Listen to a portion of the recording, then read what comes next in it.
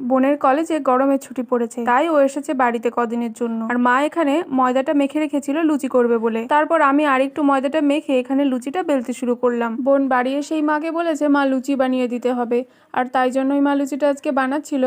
হোস্টেলে তো লুচি দেয় খেতে, কিন্তু হোস্টেলের যা খাবার তার থেকে মনে হয় বাড়ির আলু সেদ্ধ ভাতও অনেক ভালো। আমি সবগুলো লুচি একসাথেই বেলে নিয়েছি, আর এইদিকে মা রান্নাঘরে লুচিগুলো ভাজছিল, আর লুচিগুলো দারুণ সুন্দর ফুলকো ফুলকো হয়েছিল। লুচির সঙ্গে মা আজকে বানিয়েছিল ছোলার ডাল। আমার তো লুচি দিয়ে ছোলার ডাল খেতে দারুণ লাগে, অবশ্য আলুর দম মাংস দিয়েও খেতে ভালো লাগে। তোমরা লুচি দিয়ে কি খেতে পছন্দ করো সেটা কিন্তু কমেন্ট করে অবশ্যই জানিও। তারপর আমি আবারও রান্নাঘরে গেছিলাম একটা লুচি নেওয়ার জন্য। ফুলকো ফুলকো একটা লুচি, এতটাই গরম ছিল যে আমি তো ধরেই থাকতে পারছিলাম না। তারপর ফু দিয়ে দিয়ে লুচিটা খেয়ে নিলাম। মা যখন লুচি ভাজে তখন তো ভাজার সময়ই আমি দুটো তিনটে খেয়ে নিই। একটু পরেই দেখছি বাইরে কেজি দাঁড়িয়ে রয়েছে। এই যে কুকুরটা, ওর নাম হলো কেজি, ও মাঝে মধ্যেই আমাদের বাড়িতে আসে। তারপর ওকেও লুচি দিলাম খেতে। তারপর রাত্রে